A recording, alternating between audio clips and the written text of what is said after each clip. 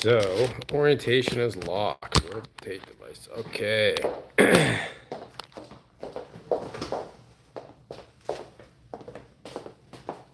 So we're live. How are we centered here?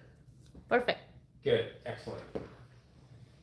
So welcome to tonight's talk, both our live audiences, and is it Alexandra? Yes, Alexandra. Alexandra. Welcome everybody. We're going to get started now. So who would like to live to be 70, 80, 90 years of quality health? Good. And so what's the key word there? Healthy, Quality, yep. quality. So quality years of life. So not sick and suffering, we're not taking medications, our joints aren't tired and fatigued, we're able to play with our kids, our grandchildren, our family, whatever our goals are. Go hiking, build a business, scale a business, sell a business.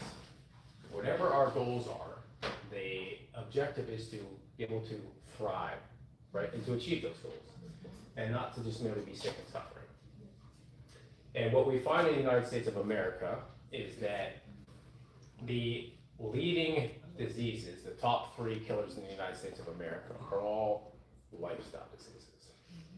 So if they're lifestyle diseases, what does that mean? Any guesses? You're not eating good. That's one good answer. Anybody in the live audience can also type in the chat. It means that we can lifestyle ourselves out of them, which means we can prevent them. But in the United States of America, 5 out of 6 people are still dying from the top 3 killers, which means that somewhere along the way, our GPS or roadmap for achieving those goals we just talked about, whether that's, what, can you give me one of your goals in the next 10, 20, 30 years? Oh, being healthy. Being healthy, but for what for? To live longer. To live longer? Yes. To travel? You have chosen to travel? To Yeah, stay with the family, with my kids, my grandkids. Like the kids, grandkids. And do you have any grandkids yet? Not yet. Not yet. So you want to I be. want to be healthy for taking care of them. Help my daughter and my And son. help the daughters. Right. So take care of our grandkids. Watch our grandkids be born. We're going to need help, right? Yeah. But if that's our goal, but over here we have people are dying. 5 out of 6 people. 5 out of 6 people are dying from the top 3 killers, and they're all lifestyle diseases. Is it fair to say that somewhere along the way, our roadmap, our GPS, how we arrive at a location or destination for health is completely wrong, right? Because if 5 out of 6 people are dying from the top 3 killers, and they're avoidable and preventable, and we're over here saying, I want to be healthy. I don't want aches in my joints. I don't want to lose my limbs, because a lot of people that are at the talks tonight and a lot of people that signed up to be here tonight and online have diabetes or are pre-diabetic. We have the wrong roadmap to health, because we're ending up here, but we want to go here, right? So that's what tonight's talk is really about. Tonight's talk is about uncovering how did we get here? Why are we still sick and suffering, over-medicated, undernourished, and not living a quality of life, right? And tonight is all about you. So you shared some of your goals. And for you, Alexandra, and others here and in the audience, feel free to share. But if you're okay sharing, part of tonight is vulnerability. So I'm going to share some things with you, and if you are willing to engage in a conversation and be vulnerable, that will help us help you. So, is there anything that you're currently suffering with? My back. The back? I had a car accident. Okay, so car accident. Yeah. So aches and pains. How about any medications for anything? I try not to. I try to live healthy. Good. To avoid medications every day. Yeah, good. Try to exercise, do my stretch for my back. How about energy fatigue, blood sugar level issues, anything like that? Fatigue? Problem sleeping. Sleeping, okay. Yes. So sleep affects a lot of people. Yes. And we're actually going to cover a little bit of that tonight. But a lot of people are suffering with things, and the current strategy doesn't allow us. Let's take sleeping, for example, or diabetes is an even easier example. The current strategy is to take insulin, right? And insulin just causes more insulin resistance to try and help our blood sugar. But when was the last time a friend of yours or people watching that the medication, you were told that you have an endpoint for the medication, that there was a point that you would stop taking the insulin because now your pancreas is healthy? No, that doesn't happen, right? Because as soon as you stop taking that medication, is the problem still there? Yeah, exactly. So that means it's not getting to the root cause of the problem. And so my promise tonight and the presentation tonight is a conversation, right? And I promise that by the end of the talk tonight, that you and everybody in the audience, both virtual and here in the clinic, have an opportunity and have a next step to get to that destination, to update that GPS, that framework, the map, the roadmap to get to health. And to have an opportunity, and I'll present an opportunity at the end of tonight's talk, where you and people out there online will have an opportunity to take the next step.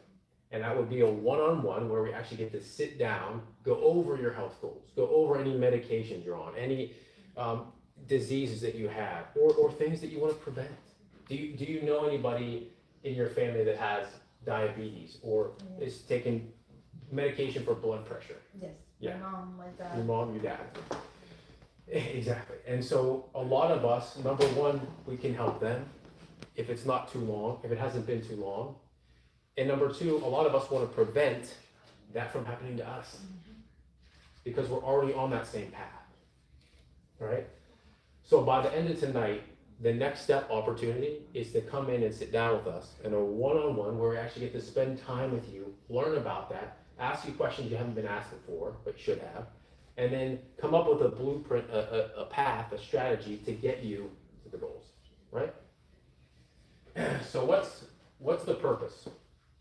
What's my purpose? What's our purpose? Do you believe we have a purpose in life? Oh, yes. Yes, absolutely. And then for the audience there, you guys can type in the chat, do we have a purpose, or were we just put here on the earth for nothing? All right, I believe we have a purpose. And we're going to talk about that tonight. And we started to talk about some goals, so I want you guys to think about what are your goals, and are you on the track to get there, right? I want to start with a couple testimonials, or a couple examples of practice members that we've helped over the years, that myself, chiropractic physician, and our other physicians, our other doctors, and our coaches have helped patients, hundreds of patients. We're just going to cover a couple tonight.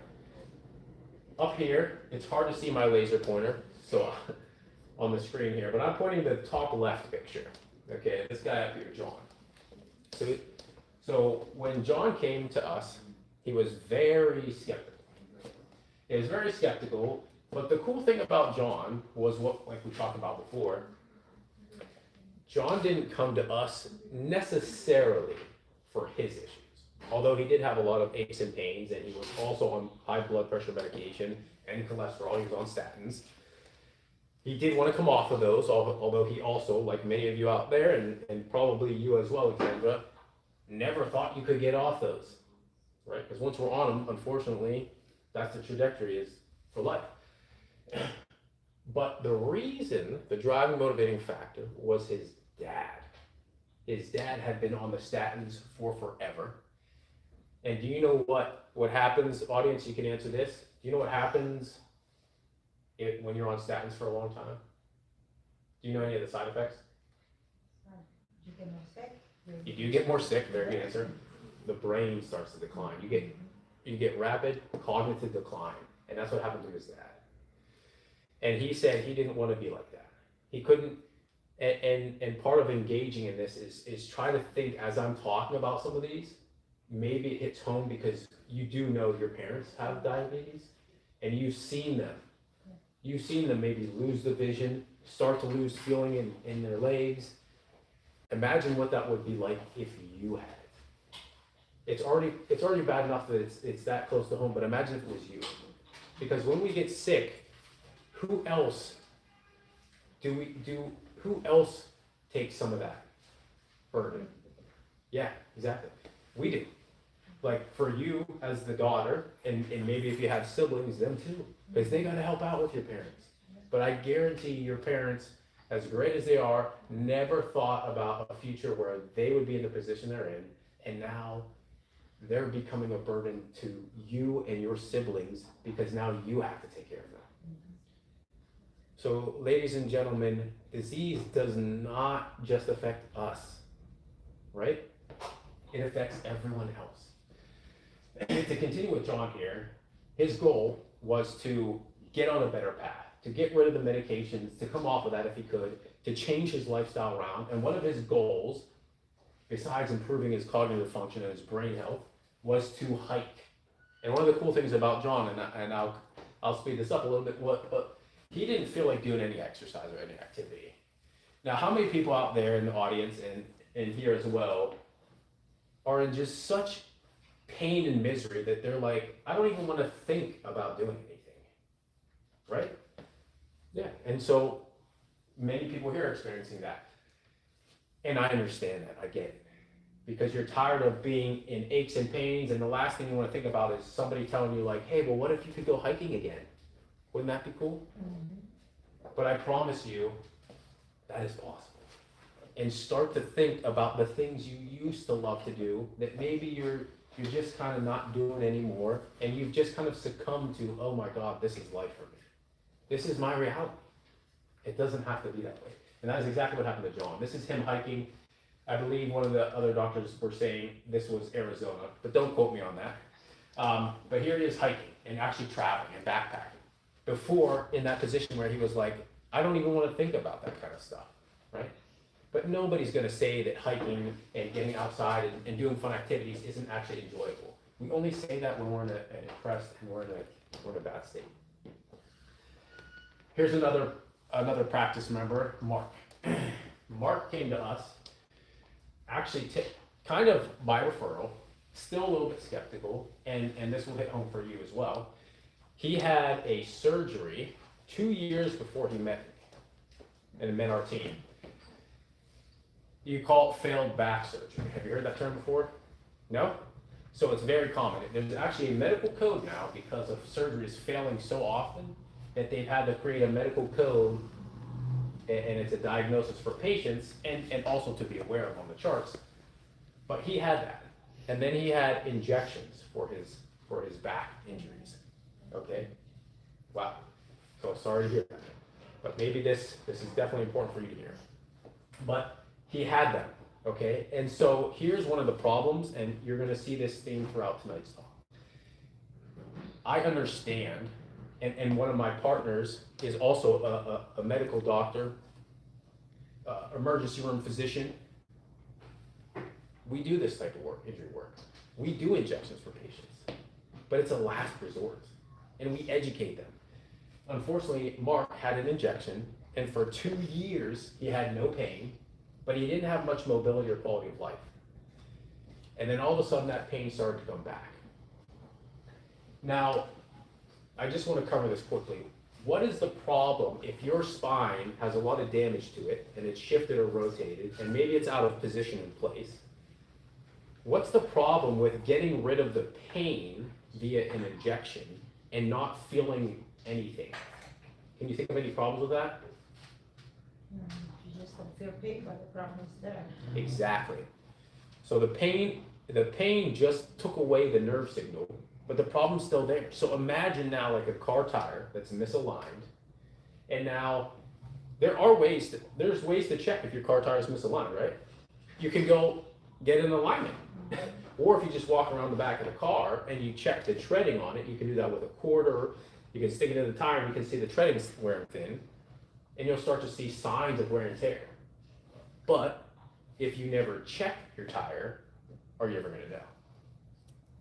Eventually, when that tire breaks, or the tire gets so bad that it pops and it causes a crash, or worse, it breaks and then the entire axle on the car breaks. But what's cheaper to fix? The entire frame and axle of the car, and a brand new wheel, brakes, calipers, the whole 9 yards, or a tire and just getting it aligned. A tire and getting aligned, right? But the only way you would do that is if you're proactively measuring objectively your car, or the mechanics of your car, and in this case, your health. And that's what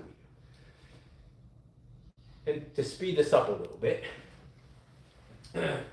Mark had been wearing and tearing his car tire, his spine, in a bad position for 2 years straight because he had no feeling there. Some would say that that was a success, and I understand their position.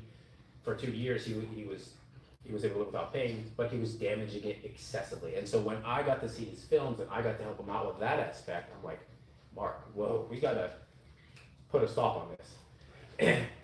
And he was actually scheduled for surgery, but they moved it a couple weeks back, and that's when he found us. Now, I don't know about you, but I'm very spiritual. I say that was God doing his work. Okay? And then he met us, and the rest is history. And so Mark didn't realize he had so many health issues going on until I started to explain to him, and you guys in the audience tonight, what are true health markers. We're so used to listening to our friends and family members that also aren't healthy, and we're kind of used to just like comparing ourselves to them and being like, okay, we're pretty good, we're pretty healthy. Well, I'm not on 6 medications, but I'm on 3. And my blood sugar is high, but it's just on the threshold of diabetes. I'm not that bad, right? But if we just compare ourselves to other people, unfortunately, that's going to lead us, again, down the wrong path, and we are going to eventually become the exact same position because we're just doing the same things. So once Mark heard what real health is and how he should be functioning and operating, and how a normal, healthy body, self-sustaining, self-healing, self-organizing mechanism will heal if you get rid of the things that are killing it, we started to work with him on all different aspects, not only his spine, but also his nutrition, fitness, the whole 9 yards.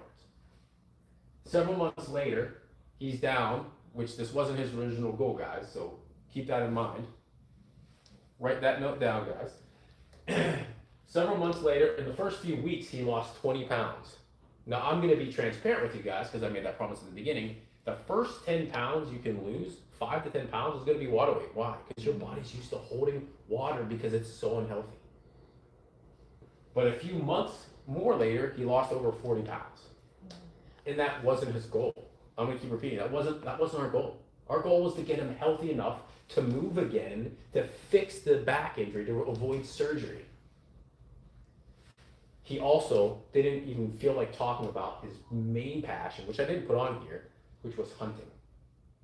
He hadn't hunted in several years. Continuing on, he came off the blood pressure medication, stopped taking his acid reflux medications, and no longer needed allergy medications. Fear, which I totally understand and I empathize with, fear turned into courage and faith. So what are we going to cover tonight? America's healthcare crisis and health crisis. Right? The system, stress, hormones, and health. The underlying cause, which we already started to talk a lot about. How to take action to protect your health and build a quality life.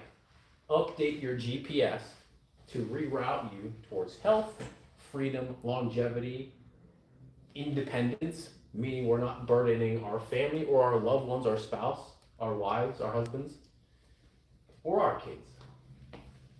Who's this for? You guys at home, you guys here in the clinic, if you're overwhelmed and exhausted. You're sick of spinning your wheels in the healthcare system. You're sick and tired of being sick and tired. You guys have heard that before? You're not feeling as good as you can. This laser is useless, huh? You're not feeling as good as you should.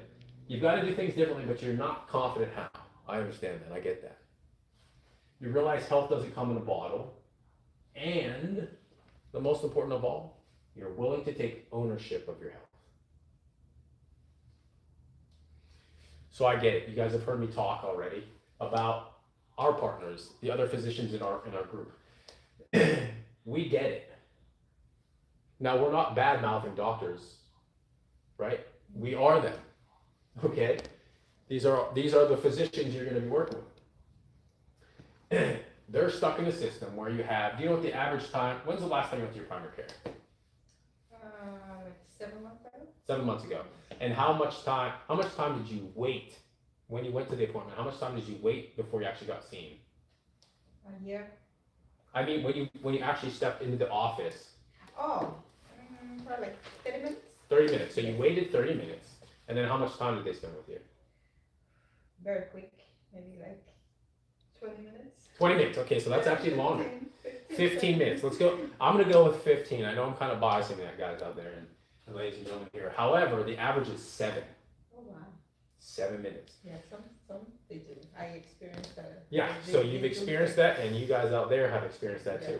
We wait an hour or more, and we spend 7 minutes. Is that a quality interaction? Absolutely not. But we're not blaming them. We're going to blame the system, because that's the problem. Because they're just doing a bunch of stuff to cover their ass, pardon my French, stuff a lot, to cover their butt so that they're not in trouble, because their bosses and CEOs are barking down their neck to see more patients, Yes. to prescribe more drugs and to prescribe more medications and to do more surgeries. And then you're stuck at the end of that appointment going, what the hell is this medication? I just came in for a checkup. They did 12 different tests, and now I've got cancer and high blood pressure and the whole 9 yards, right? Yeah. So I get it. That path of kind of leads us to not want to even go to doctors in the first place, to be honest with you, right? But this whole system sets us up for failure, because we avoid our health until it becomes so bad that we're stuck in a hospital bed because we spend our entire lives earning money at a job we don't like most of the time and sacrificing our health until we end up on the end of it when we're 40 or 50, and this is the age when we should all be thinking about retiring, or you guys in the audience, you've paid off your house, you've probably already bought your dream car, right? Maybe you've helped your kids go through school or your tuition, and now it's your turn to check off the bucket list or reach those goals we talked about in the beginning, right? But instead, our health is so bad, we're already on a ton of medications, and then we end up in the hospital and we're screwed. There goes our life savings. Does anybody know how, especially in the audience, type in the chat, anybody know how much it costs to stay in the hospital for a week? 20, Yeah, 50, 20. $20, $30, $40,000 if you had an emergency surgery, gallbladder surgery, anything like that could be $30,000, $20,000. That's a hell of a lot of money, pardon my French, but it's a lot. There has to be a better way, and there is. And then we're on all these medications, right? You know what the average number of medications somebody's on? My brother is into like 20. Like kidney transplant. Oh, wow. He's been in a lot of medication for like maybe more than 15 years. 15? 15. Wow. Yeah, make sure I say some prayers for him. Yeah. You're gonna be glad you're here tonight. Yeah. The average is 12 to 14 medications. And does that lead us to health, or does that continue to lead us to sickness? Sickness. Exactly. So and this is the healthcare crisis. Until it becomes, and this is a good, important point for everybody. And it doesn't just deal with health. If you're out there in the business world or the coaching world, mentorship, leadership, but especially in health, until it becomes unacceptable, we're not going to change. And to me, love this later point, $3.5 trillion spent annually on healthcare. It's actually much more. 90% is on chronic health conditions. Remember what I talked about in the beginning? The top 5 out of 6 killers in the United States of America are lifestyle diseases. Oops, forgot that was touchscreen. Double the amount of other developed nations. 70% of all deaths caused by the top five chronic diseases. And then here's the kicker. And this to me is absolutely unacceptable. We rank 37 out of 40 nations, and this includes underdeveloped nations who have no money to pay for health, at least not what we consider healthcare. Not me personally, but what the system considers healthcare. Yet we still rank 37 out of 40. How is that possible? That is insane. You'd have to be, I'll keep going. So this is Charles. Charles is another good phenomenally committed practice member. Back out in the military, he didn't come in necessarily trusting doctors, like sounds like you, Alexandra, and many of you guys out there, in the sense that we don't believe that our interaction is going to lead us to a better outcome. We don't say that, but that's what we're thinking, right? Or that's what we're trying to vocalize. When he said he didn't trust doctors, it was that what he wanted to get out of the interaction wasn't quite where he knew an interaction with a doctor was going to get him. So, being in a military background, he heard one of my talks, and he heard me talk about what is actual health, what is natural health, what is optimal living, optimal functioning. He heard me talk about how I've helped hundreds and hundreds of practice members already, and he was like, I listened to how you explained what health is, just like I explained at the beginning of the talk. And he said, that is what I'm looking for. Now, he didn't come to me initially thinking that where he was so bad. And if you remember that chunk, that snippet I told you to remember earlier, if we compare our health to somebody else, we're missing optimal health, right? Because he figured, and I met his friends too. We would hike a lot together. His friends were not healthy, but he was able to hike a lot already. He was already healthy enough to put a 100-pound rucksack on his back and hike all the time. But he noticed he wasn't as good as he used to be, and he had goals to get even better, right? Like maybe 110 pounds, 150 pounds on a rucksack. How far can I push it, right? That's Charles. And so he committed, he wasn't in pain, he knew he wasn't looking for someone to fix him, but he knew he could be at a higher level. And he knew something had to change because he didn't know how to get there. He was just hoping it was possible. He committed to start with just a few months. 6-month program. Honestly, he got to go at first. Over time, his results spoke for themselves. His digestive issues started to go away. He incorporated nutrition, which is one of the pillars. Bowel movements improved, normalized. And I say normalized because he also, just like everybody else, thinks one bowel movement every 4 days is normal. That's not normal. No. A normal bowel movement for everyone out there is however many meals you're eating in a day. Let's say it's 3 big meals or 3 whole meals. You should be moving your bowels. That means going to the bathroom, defecating 3 times a day, around there. Right? That's normal. Now, who at home is going to the bathroom the normal amount of times? Just type that in the chat. And Charles realized that as well. He's like, I'm not normal, and I want to be there. And then so bowel movement was better, acid reflux, no longer part of his daily life. He noticed improvements in his vision. That was phenomenal, which we see that a lot in chiropractic. So anybody out there that's looking to do chiropractic, definitely do it. Without trying to lose weight, he dropped 15 pounds. And I always joke, Charles, what the heck did you drop 15 pounds from? Because he was already thin. But as he later learned on, he was full of a lot of toxins. So he lost a lot of body fat. And he increased his muscle. And then the other huge thing, which people don't know about a lot of, which is your natural immunity. His immune system was stronger than it's ever been. He didn't get sick anymore. And to him, it wasn't about chasing symptoms or reacting to problems. It was about rebuilding trust in my body, taking a proactive health to his approach, proactive approach to his health, and operating at a level that he expects of himself. Pay attention to that, to the power in that language. I want you to think about that too. What do we expect? What do we deserve? Because a lot of practice members, and I'm just being transparent with you guys, don't have enough worth, have enough self-worth. They don't believe they can get better.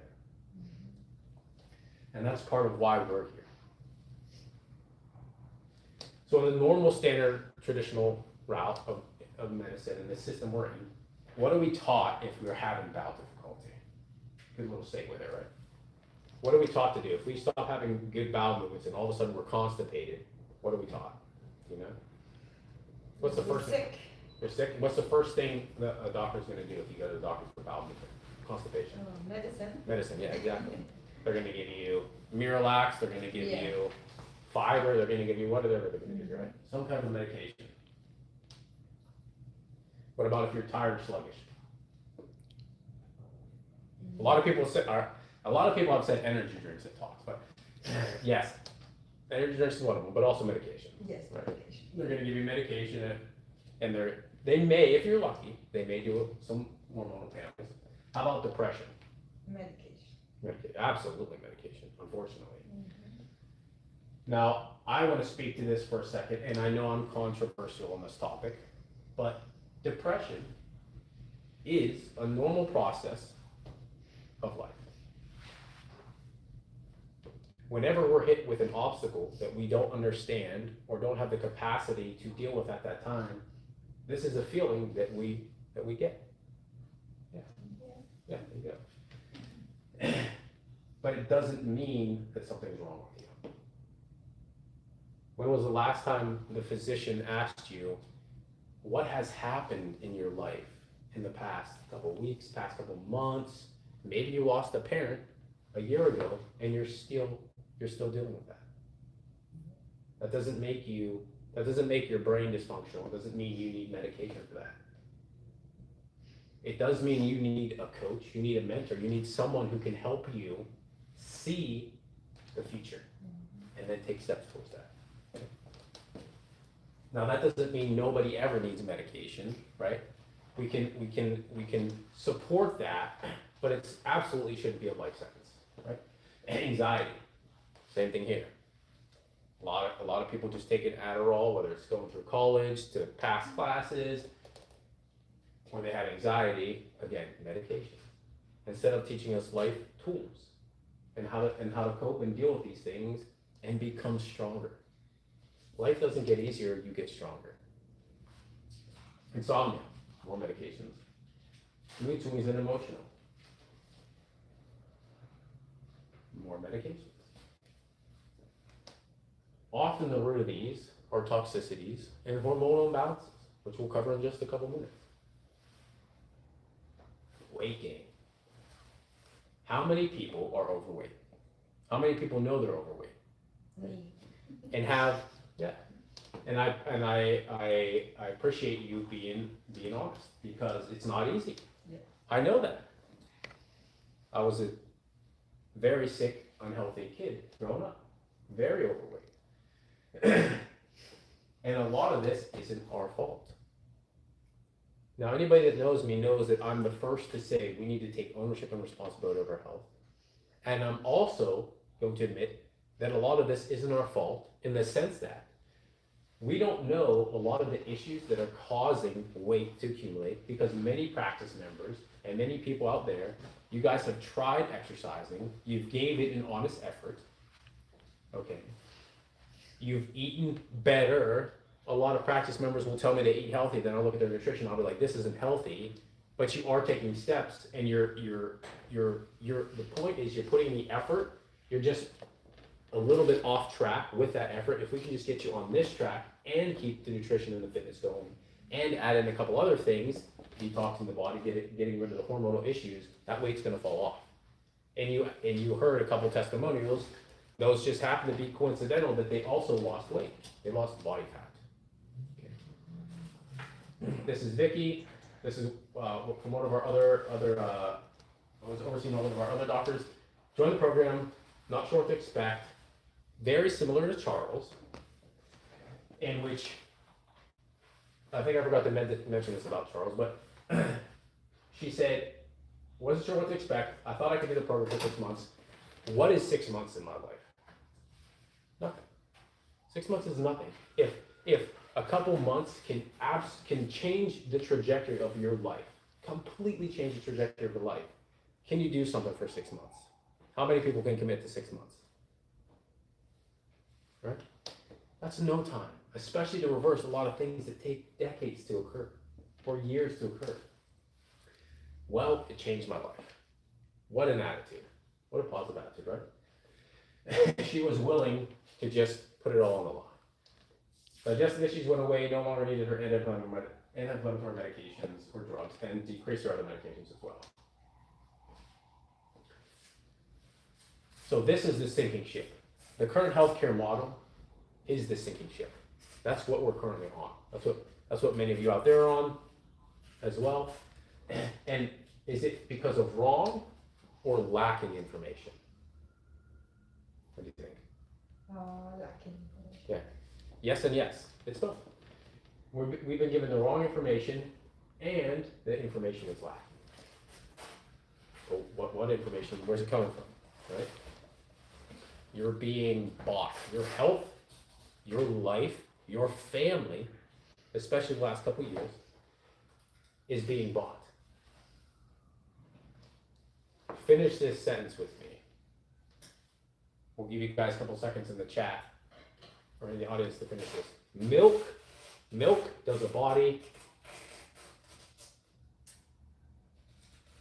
good. So you guys probably guessed that milk does a body good, but doesn't.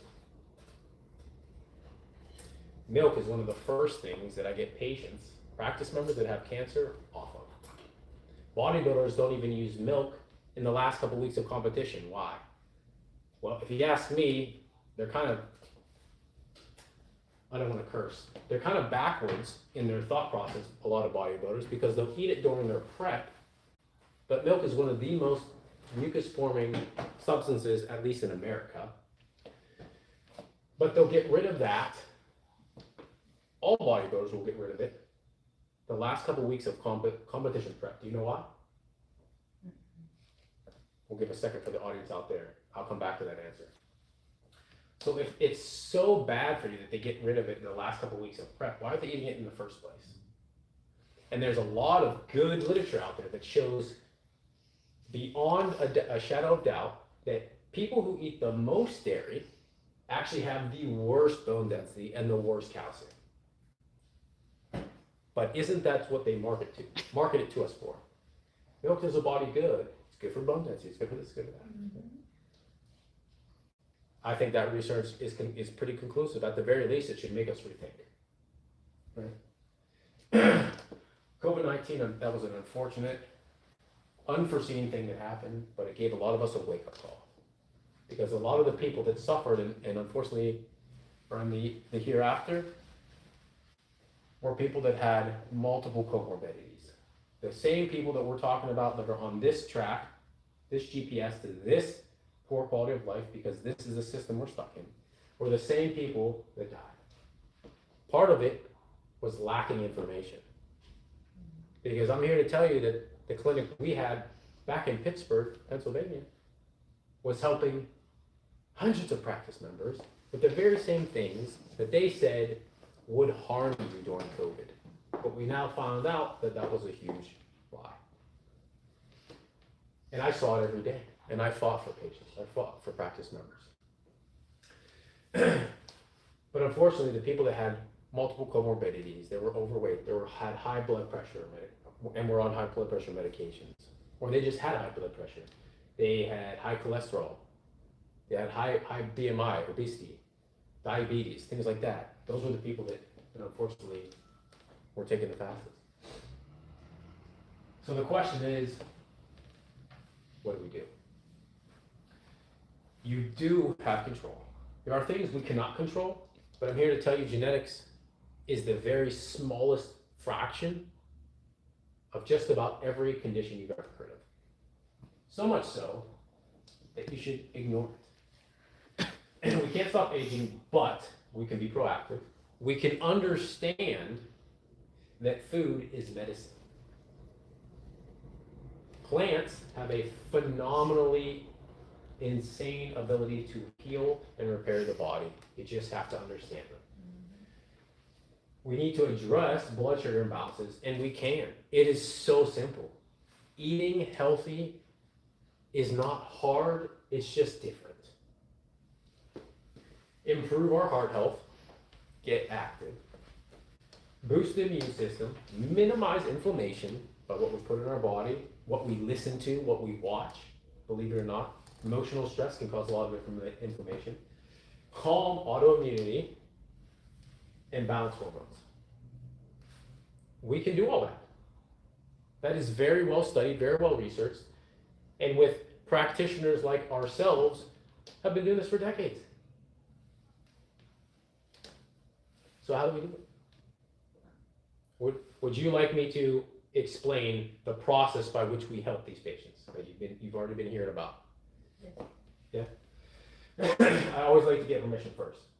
We incorporate these pillars, and you can't skip any one of them, and we're going to go over that in a minute. I think we've already talked about this enough, or at least a little, is how did we get here? How did we all currently get in the state of health that we're in? Wrong and lacking information, yes, sure, that's to blame. The information has been bought and sold to us, yes, that has a huge role. And then the environment that we're in plays a dramatic effect, and here's some examples. Physical traumas, right, like you're experiencing with something happened along the way, whether it was chronic poor posture over time, or whether it was the automobile crash. Of course, this wasn't you, but this is a lot of our audience out there. Sports injuries, skiing down the hill and slamming into a tree. I get a handful of those practice members every year. Completely damages their spine, but because their arm's not cut off and bleeding, they have no idea. They don't think that they're hurt or injured because they were able to get up and walk away. But that's another talk. The number 1, 4, and 6 leading causes of disability in the world are all spine related, and the fact that I do a lot of consult work with attorneys and physicians, I know that all the other doctors aren't doing these tests either. Because I see it in the clinics and I see it in the reports. It's not being done. There's the car crash there. Toxins in our environment, from air pollution, all the drugs that are in our water, all the fluoride, all the chemicals, alcohol destroys the body. Now, I'm not going to ask everyone to just completely give alcohol for the rest of their lives, right? But is it fair that if we ask you to give up alcohol for a couple weeks, maybe a couple months, to get your health back, to get you back on the right track, is that fair? Yeah, absolutely. A lot of the things that we drink out of, one of the biggest disruptors in toxicity of hormones today are the plastics in the foods that we eat out of. Glyphosate. Have you heard of glyphosate? Maybe. There's a company named Monsanto, and they spray Roundup. If you've heard of Roundup, they spray it on all the foods. So that is so toxic for you. You should see all the lawsuits on that. That gets into our blood, and they consider it an endocrine disruptor, along with a lot of other things. That's in the foods that we eat. So do you think people have a lot of glyphosate, a lot of toxins in their blood? Absolutely, 100% of people do, because we're eating the food here in America. But if you have the right practitioner, the right team on your side, we can teach you how to get rid of that, how to detox a lot of that away. Emotional stress. Now, we can't necessarily escape some of our work environments or the stressful situations, but we can improve how we react to them. We can improve environments. We can adapt better health strategies, learning to meditate every day, learning to pray more frequently, learning to shut the blue lights off at night, and so many more. These are actions and habits that you can do to dramatically reduce the exposure and the stress on your body from the environment. So we just talked about this. So In hormones, we're just talking about estrogen. Whenever we wake up in the morning, everybody's taught that what's the most important meal of the day? Breakfast. Breakfast, right.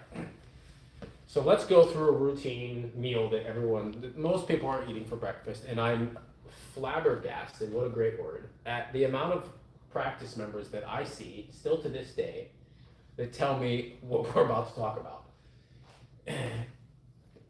What would be a standard breakfast, would you say? Scrambled eggs. Scrambled eggs, what else?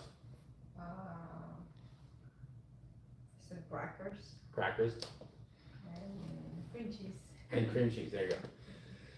So, a very common breakfast that I see a lot when we're doing the one-on-one consults, which is the next step, is cereal, breakfast cereal, right? Because I get it, especially here in New York, everyone's on the go, they're hustler mentality, we wanna get in all we can, right? Cereal, that's 4 to 5. Orange juice out of a plastic bottle, right? We go to the grocery store, always orange juice there. Some coffee, probably a lot of cream and milk in there. And then we already talked about cereal. That makes up most people's breakfast. Okay, so let's talk about what that breakfast is doing to your body and your health. So, what in that breakfast is probably spiking your insulin a huge amount? Any guesses? You guys can type it in the chat. What in that breakfast is spiking the insulin every single morning? What is it? Sugar? Yes, sugar, but from where? The cereal. The cereal is nothing but cardboard with sugar. People tell me, well, there's whole grains in there. They're super highly processed. You think you're gonna pick out a grain out of the ground and it's gonna look like a Cheerio or a Fruit Loop? I don't think so, guys. And then they're fortified with vitamins and minerals to make it look like they're healthy. Those vitamins and minerals are toxic. Those vitamins and minerals are not able to be broken down by the body. Okay. The other thing that spikes the insulin is the orange juice. There is nothing healthy, ladies and gentlemen, there's nothing healthy about 99% of the juices that you're drinking. Nothing. They tell you it's pasteurized for your health, but it's not for your health. It's for their shelf life. The best thing you can do is take as many oranges as you want every morning, squeeze them yourself, and drink it fresh. You know why? What's the most important element that is missing from your orange juice if you bought it from a store? Want to guess? Well, yes, there's actually, they probably do kill out. Don't quote me on this one, but yes. But there's more important things. It's called enzymes, living enzymes. That's what actually helps you break down the food properly and absorb it into your body. And there's not synthetic vitamins and minerals thrown in there, right? It's all natural, el natural, which is the way your body was designed to absorb it. Right? What do you think in that breakfast is spiking cortisol?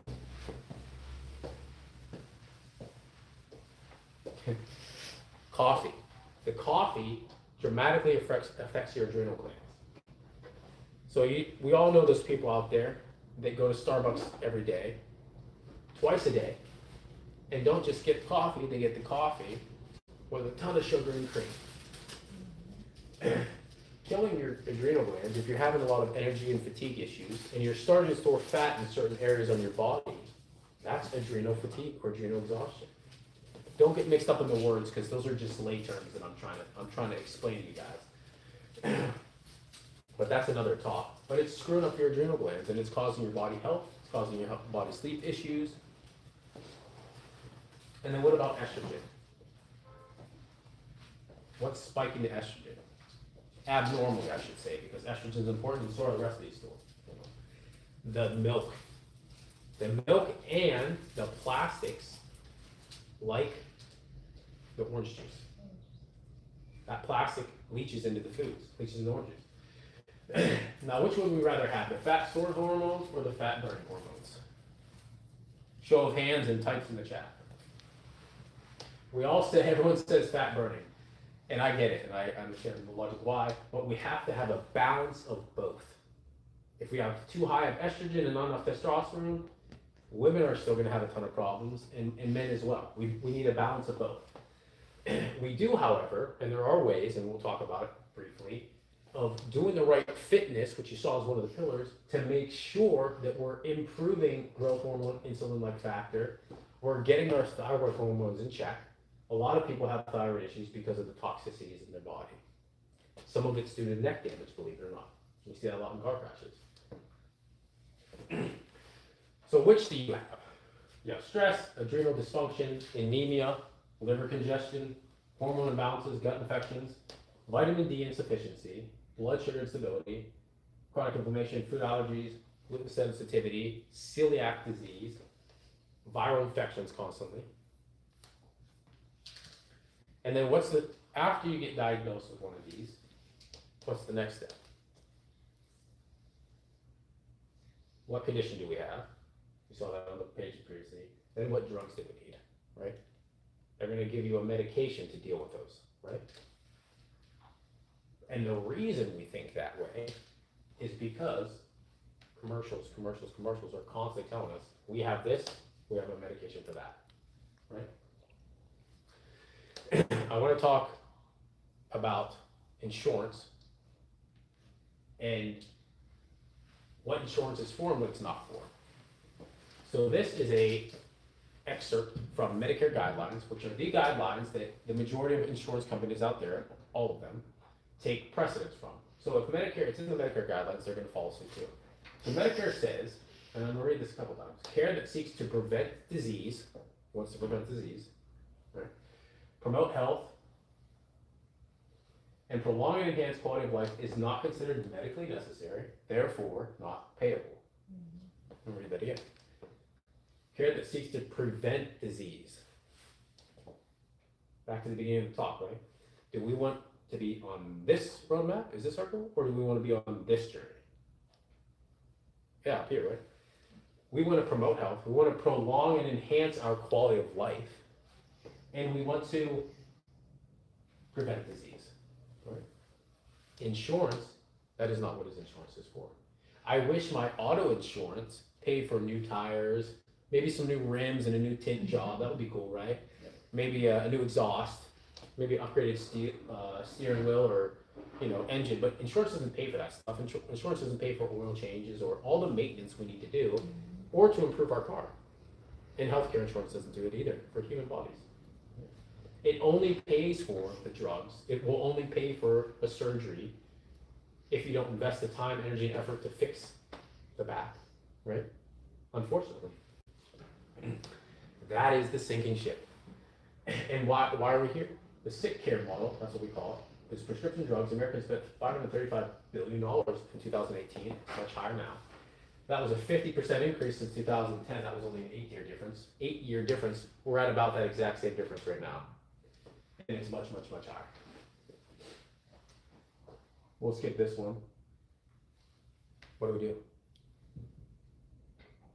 Would you like to find out? Yep. So there is a much better way. And doesn't this background look much more enticing and beautiful?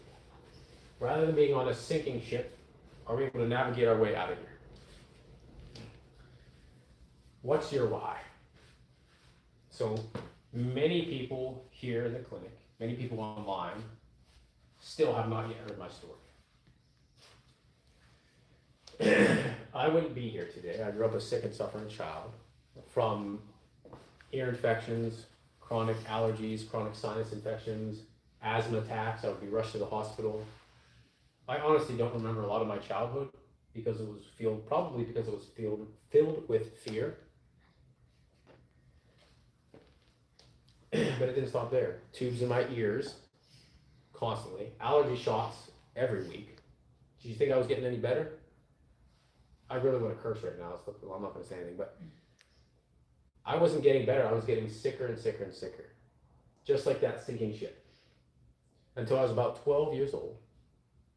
And alhamdulillah, thank God, I read a book that talked about natural cures and how to heal yourself, and I naively enough believed that was possible. So from that point forward, I never took another medication in my life, not a single one.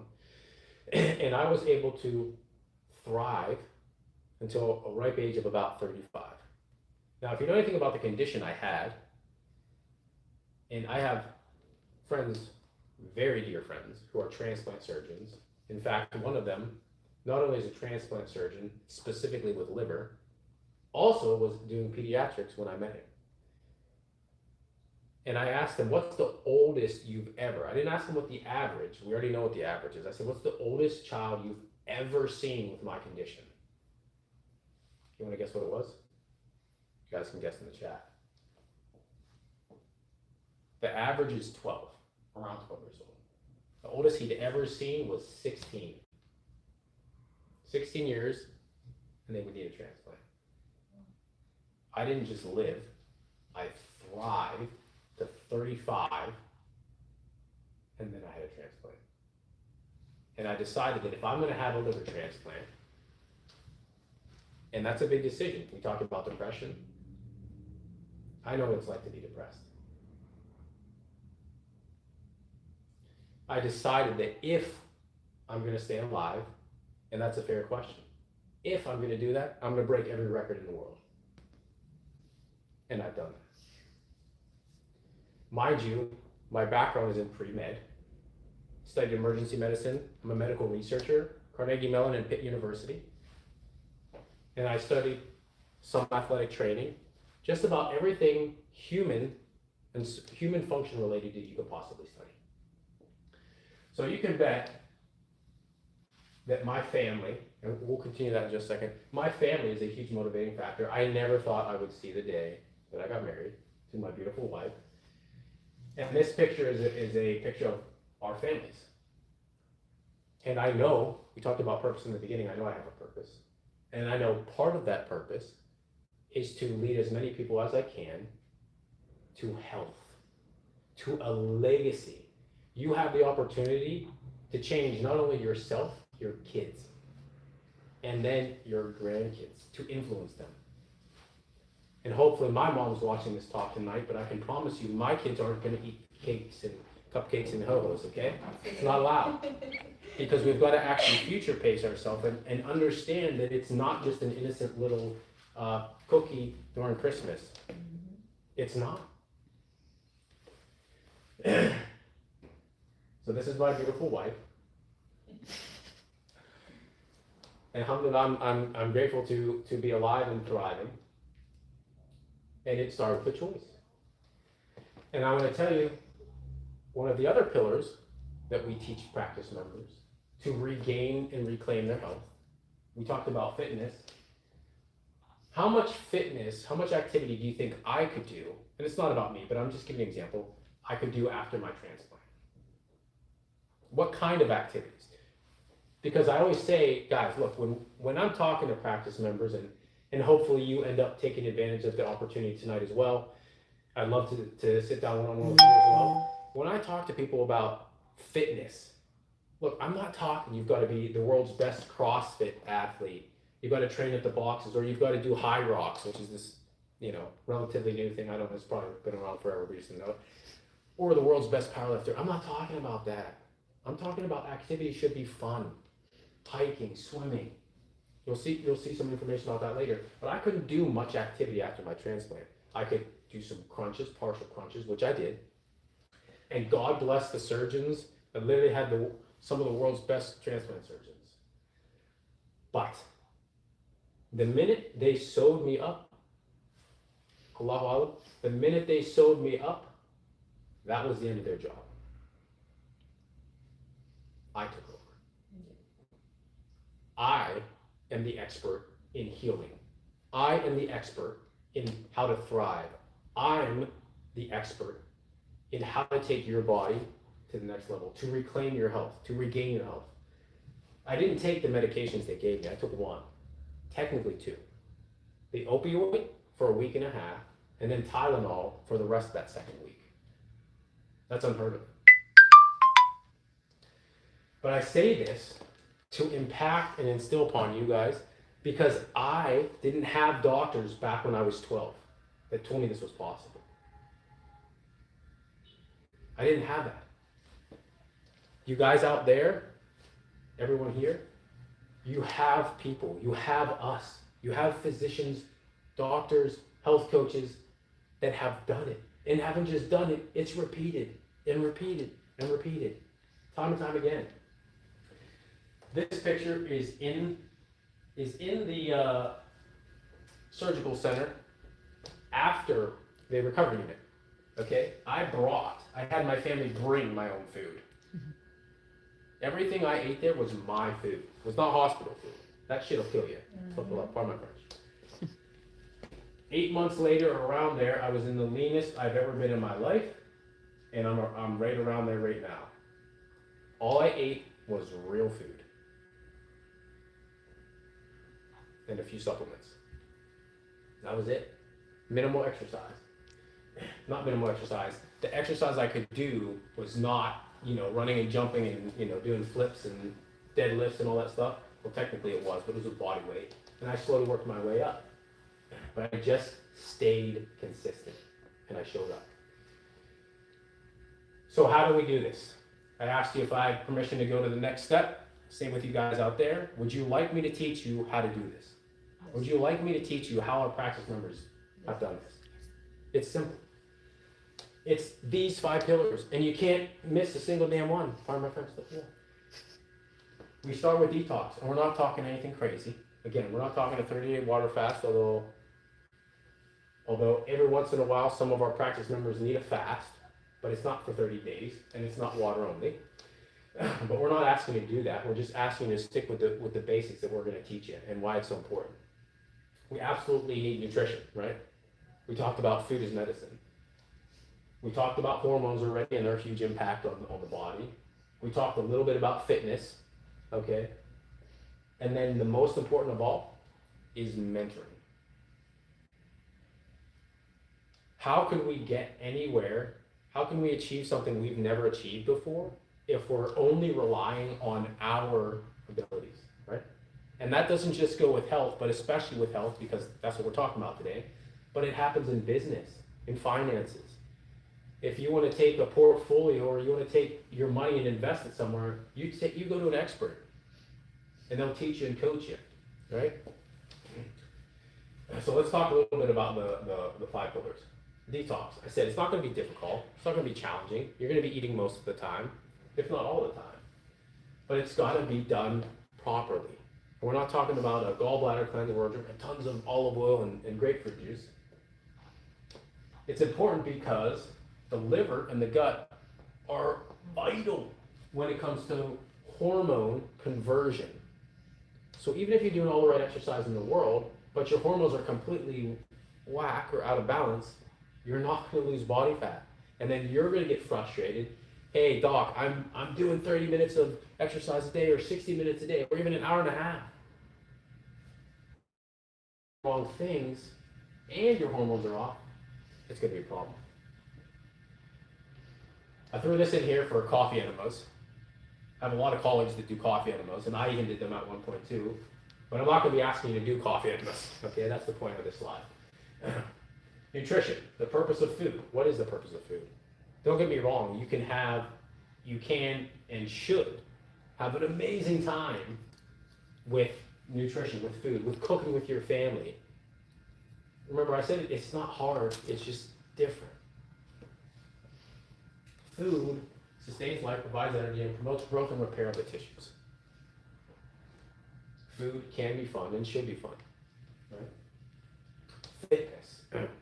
Again, I'm not asking to be the world's best CrossFit athlete, but fitness, activity, can and should be fun. And preferably done with people. Right? It's a great time to catch up. What's your fitness look like? I was very fitness. There you go. But now I'm going down. Okay. But I was very Well, active. Good. We'll get you there. Your fitness, maybe your favorite type of fitness is something like this. Maybe you guys out there like Pilates or yoga or high rocks, right? Or I know plenty of people that absolutely love group classes. I don't like them. Not for me. I'll gladly go run in nature, hike. Hormones. We were talking about this earlier, and now you guys can see the slide. If you've got liver dysfunction, you tend to store fat in certain areas. If you have adrenal function or estrogen imbalances, you tend to store fat in other areas. That's why it's easy for practitioners like ourselves, our team, to say, hey, we think along with all these other things, you've probably got an imbalance in estrogen, or you've probably got an imbalance in this or that. And it's just by visually inspecting people. Lots of physicians do a lot of inspection visually, like traditional Chinese medicine. But we're gonna work on them, okay? Here's an example. And is your husband still around? Yes. Yes. If he was here tonight, what's his name? Marco? Marco. If Marco was here, I would ask you to, if you're okay with it. I would say, where would you like, so this is testosterone hormones. This is the lower end, 25, the higher end, oops. The higher end is 115. If Marco had his testosterone tested and it came back and it was right here, let's call it 30. Technically, and that's 36 right there in that picture. That's 36. Is that still technically good? Maybe. Yeah, it is. So it's within the healthy range. It's within the healthy range. But if Marco's having energy and fatigue problems, he's having issues being motivated to go to the gym or to exercise, or sexual dysfunction, wouldn't you want him up here? 115? Towards the higher end? Absolutely. That's the point of functional labs, is we don't want you all the way down here because you're headed towards the wrong direction. Technically, you're in normal, but you're not headed in the right direction, right? And then the last and most important pillar is mentoring. Having people that can help hold you accountable. Having people that can give you the blueprint to success. So what we do, and this is our health coaches, determine the underlying cause, create a unique plan, educate and empower you, because everybody has obstacles. Let's just call it out up front. We know you're going to face obstacles. We know it. That's normal. But that's why we're here, to help you through those obstacles. Guide you through the journey, hold you accountable, encourage you, and then most importantly, celebrate the wins. Plenty of people have a lack of self-worth and don't keep promises to themselves. When we hit a goal, we're going to celebrate. Right? Remind yourself of the effort you put in. So find a mentor. So what exactly is it that we're doing to get you these results? How have our practice members gotten so much healthier, gotten off this sinking ship, changed their trajectory? All the pillars we talked about. We put together programs that include all of these pillars: nutrition, detox, fitness, hormones, and mentoring. We want to put you on the ship that's not sinking. We want to put you on a yacht going full speed ahead towards your goals, right? So here's the opportunity.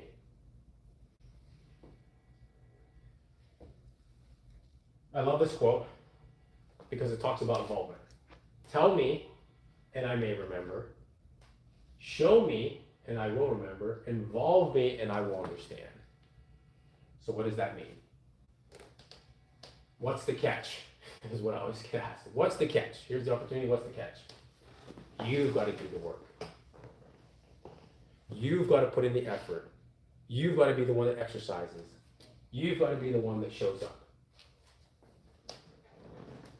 Wake up and stop procrastinating.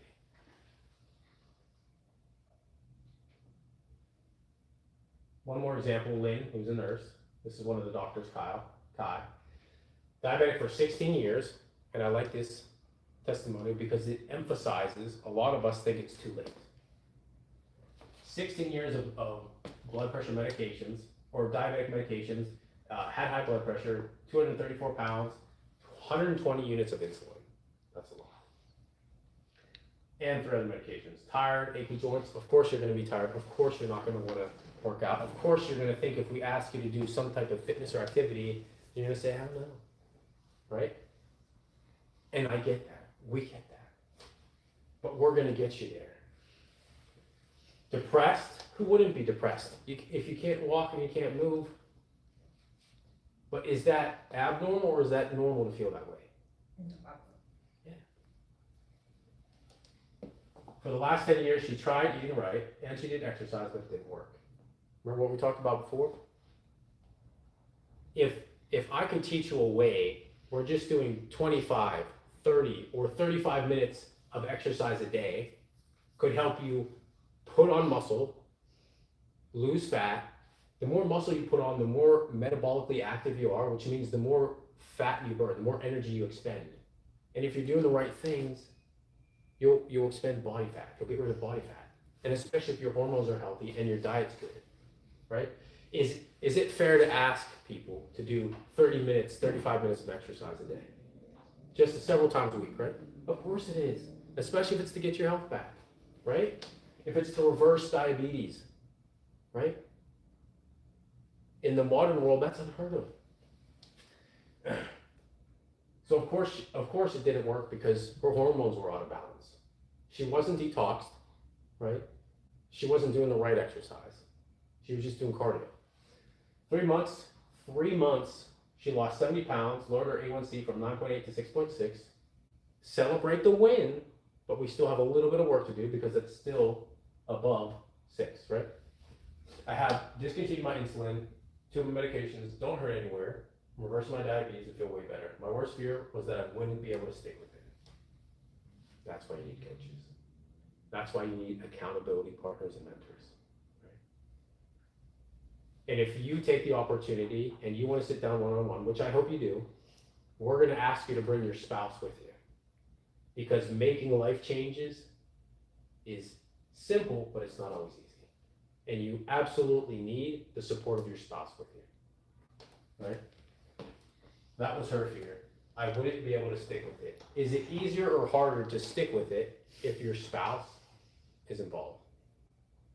Way easier, right? You're not trying to cook 2 different meals at every meal, right?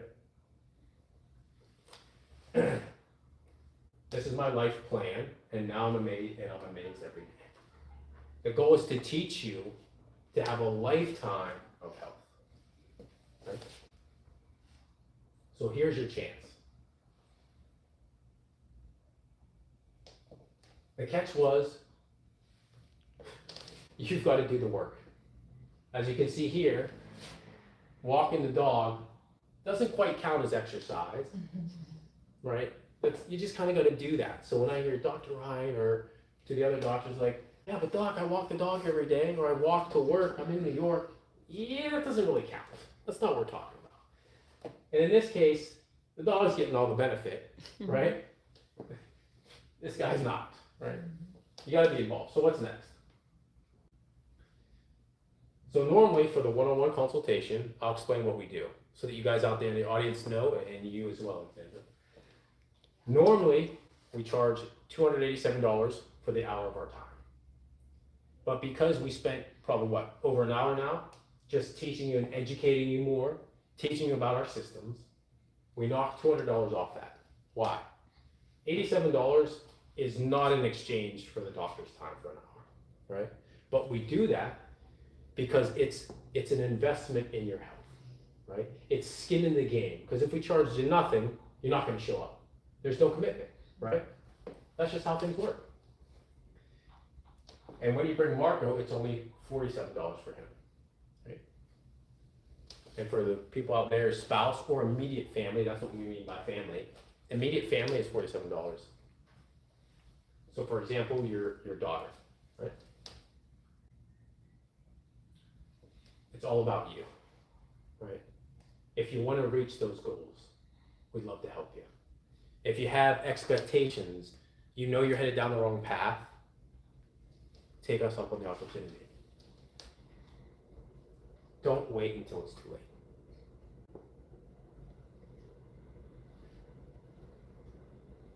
I want to cover a quick couple of questions that I typically frequently get asked. Number one is, Dr. Ryan, can you and your team help everyone? What do you think? Yes? I love the enthusiasm. Yes. I'll tell you what, the truth is we can't, and here's why. Some people, you know, I can tell you that the people here in the clinic today, most likely yes. If we're a good fit, and we'll sit down, we'll figure that out, and then one-on-one. If we're a good fit and you like the approach, and we can accept your case, then we'll work together.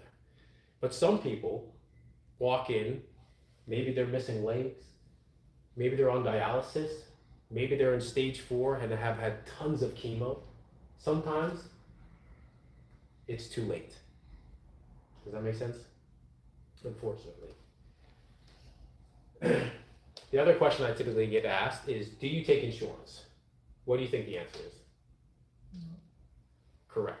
And it's not that we don't take insurance, it's that everything we talked about tonight, insurance doesn't cover, right? So the next typical question I get asked is it affordable? Well, I can tell you this, the majority of patients or practice members that we work with are on fixed incomes, or they're single parents, right?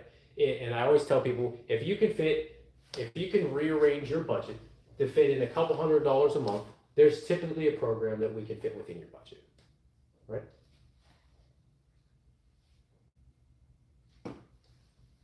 So that is the end of the talk. For people online that want to take advantage of this opportunity, there will be a link coming around that you guys can sign up for the one-on-one consult. For audience here, if you guys would like to take advantage of that, I'll stick around for a couple minutes after, and we'll get you guys signed up and on a consultation. All right? Thank you guys. Love and appreciate you, and we'll see you around.